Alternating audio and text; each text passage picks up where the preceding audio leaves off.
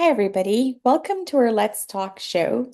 And today we're turning our attention to a shadow epidemic that walks hand in hand with gender-based violence, but is too often left completely out of the conversation: mental health.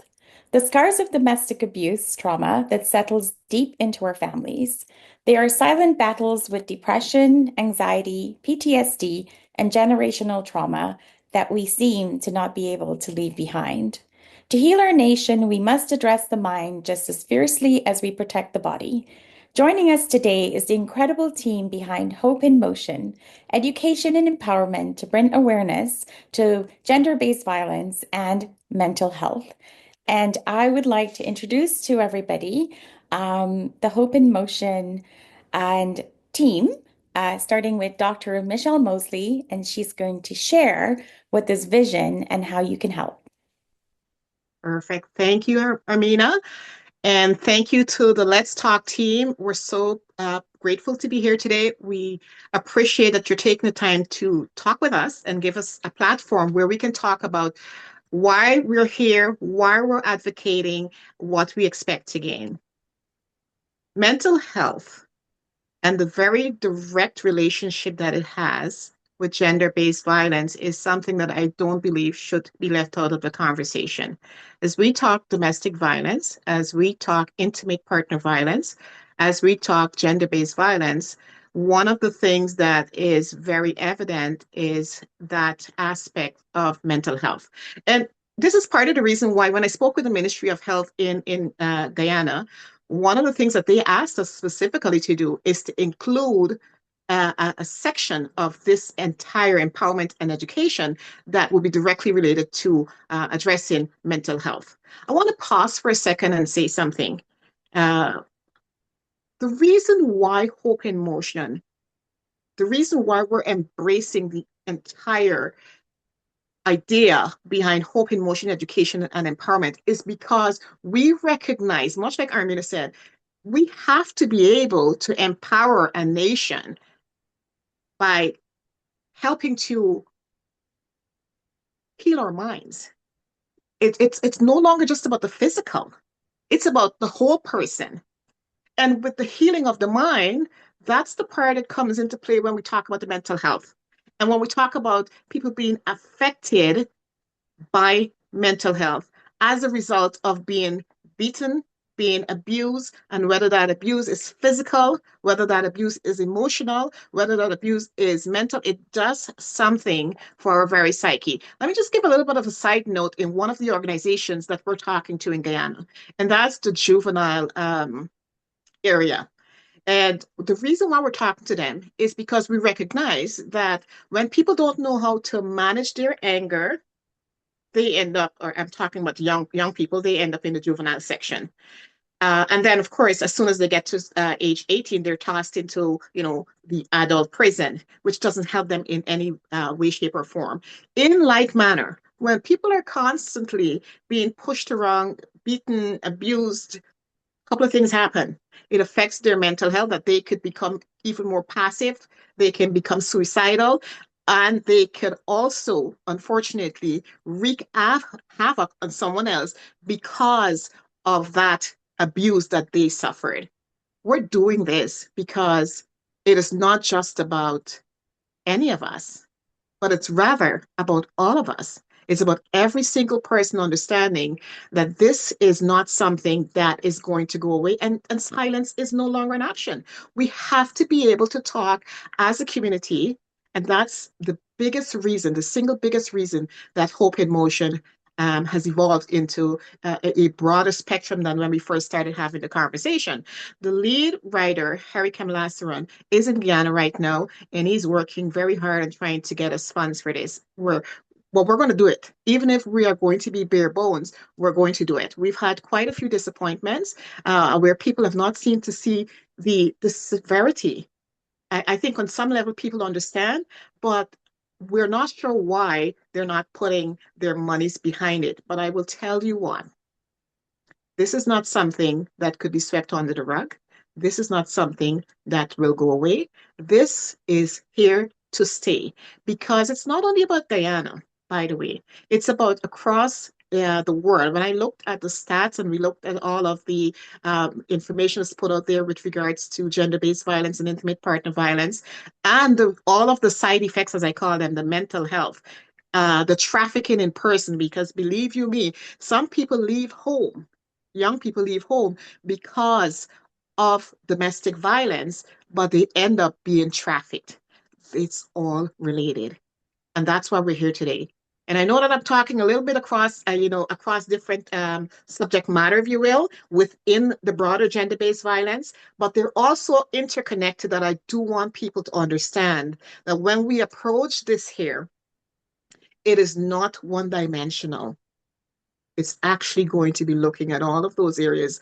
The reason why we said hope in motion is because we're going to be using motion, whether it's riding, swimming, walking, running, whatever, over time, annually, where we're going to be a voice. We're lending our voice to this important discussion because we can no longer afford to be silent.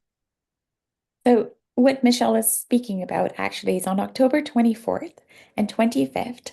Hope in Motion will be joining with Harry Kamlasuran, who is a writer that writes in a Canadian cyclist that cycles for cancer here in Canada. He will be partaking in Guyana, will be riding, and anyone is free to join 201 kilometers.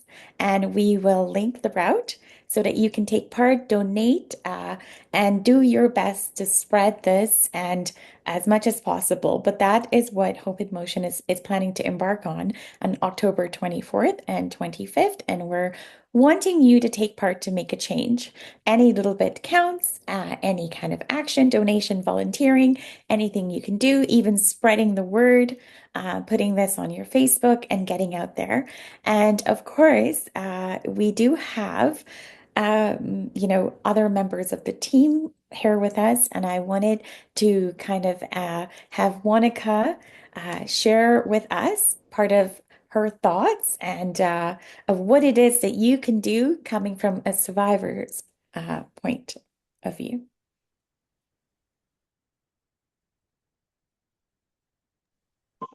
All right. Thank you, Armina. Um, so gender-based violence is a topic that is very personal to me. Over 20 years ago, I have experienced violence in my relationship.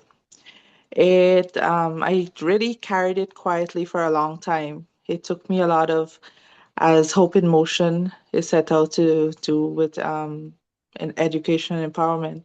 It took me a lot of learning to know that I do not need to be silent on this topic, that I do not need to be ashamed, I do not need to be afraid, and it's very important to speak out on what it is because there's so many women out there, especially in our country in Guyana, that suffer gender-based violence, and women and men that they are ashamed, afraid, controlled by finances, or so much other contributing factors, maybe kids, and they cannot find a way out. They don't see a way out of it, and I guess that's one of the reasons it leads to mental health crises because being in a situation that you cannot find an escape, you think that the only way out of this might be suicide. The only way out of this might be probably hurting someone else too, even though you're the one in this situation. And so for me, I am here. I after many years willing to share my story. This is not something you would see very prevalent from people that would come forward with their story of sharing that they had been a victim, and because I guess people would like to keep certain parts of their life very, locked away or personal. But I think that knowing and seeing that other people experience this, it's not you alone. Other people are going through it. That it can give you the strength to know that, all right, I can probably do something about this, I can probably be able to find a way or speak to somebody, which is very important. There must be somebody that you could be able to speak to. I know the ministry has a hotline, but apart from that, I know that you must have a family, a friend, somebody that you can just release these emotions to. Because when they're all locked in, and I guess I would say that's how it would lead to mental health issues. Yeah. Absolutely. I read an article recently, and it said that too often we look at uh, mental health as like a disability and not a challenge. And hence, we don't approach the aspect of taking care of mental health, like how Michelle was speaking about juveniles and really looking at their eating, their health care, all the things that really play a part so that they come back rejuvenated and actually, better able to help themselves in a different mindset rather than putting them on medication or locking them away and thinking that when you release them back into the world, they are human beings. I remember the Cranberries have a song, Zombie. You think it's not your own, so you don't care. But the fact is that this affects uh, people that are very close to us, and so it's important because we are related to each other. It may not take time to delve in it, but at the end of the day, we're all related because we're all human beings. So it's very, very important. And as we all know, that leaving an abusive situation is only the first step. So, what does mental health recovery look like after you've left? And is there uh, does Guyana have the capabilities of truly healing so that, oftentimes we think it's just the victim, but what about the recovery of even the person performing the act, and then also the neighbors and the children and the parents affected, like the arm of it, because one little child, or even Michelle, like you said, witnessing something when you were younger and having it come back all these years later, you realize it was still there. So, how many people are walking right now through life with it still there? And listening to you, Monica, I have to say that what I was thinking of, it's not, it's like, yes, like you said, you want a safe place that you can go and speak about this. But oftentimes I know deep down in every victim's heart, it's like they don't want it to ever happen to anyone else. You don't want anyone to have that pain, that feeling, that emptiness, but you want to do exactly what hope in motion is, give a hope in moment that turns into more moments. So to the rest of you, in terms of Sean Day and Scott and the entire team, psychologically speaking, like you said, people are not wanting to donate. Is it because this is just too much of a shameful topic to, it's not the joy and the parties and the things that we so much sometimes want to, just kind of encompass. It doesn't give that good feeling because you don't really get to see the results sometimes. And I'm sorry if I'm being serious about it, but we are serious about it. And so if you're out there listening, yes, it may be easier to contribute to something where you bring a joy and a smile immediately, but this is not a joy and a smile. This is a life. Yeah. And you may think it's not making an impact, but every action does have an impact. And every reaction can have a more powerful impact. And so the positiveness may come on scene. I've read a story once about how, you know, her domestic violence, someone in the shelter, she had shared it with someone, not realizing that years later, when that young woman had to face it for the first time, she's like, nope, not me. Don't want this. I'm walking away. So sometimes your stories you may think they are reoccurring and sounding the same, but you don't know how your stories will affect. And Yeah. there's not a single person, I believe, in our little country that have not been impacted, whether you read it in the papers, what have you witnessed it as being the neighbor? What have you seen it in a classroom as a friend? Whether you've seen it inflicted on yourself with bullying, whether you've been beaten by your parents, something thrown at you, it's still what causes someone to get to that mental state where they can't slow down and say to their child, to their neighbor, to their friend, what's going on? Why? Mhm. So to everyone else, when you go to communities, like you highlighted, part of the route is Berbice, Region 6, which has 38% statistics of domestic violence, gender-based violence in this little community. And while we are aware of it, it is shocking. 38% is not far away from 50% of Yeah. that population. And I am sure it is growing because it's probably not actually being spoken about. This is what's been reported. What about the ones that are not being reported?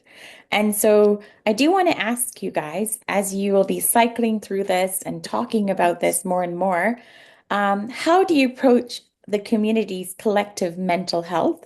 And how do we shift the culture from shaming victims to providing them with emotional and psychological support that they need to hear? What is your message going to be in each village?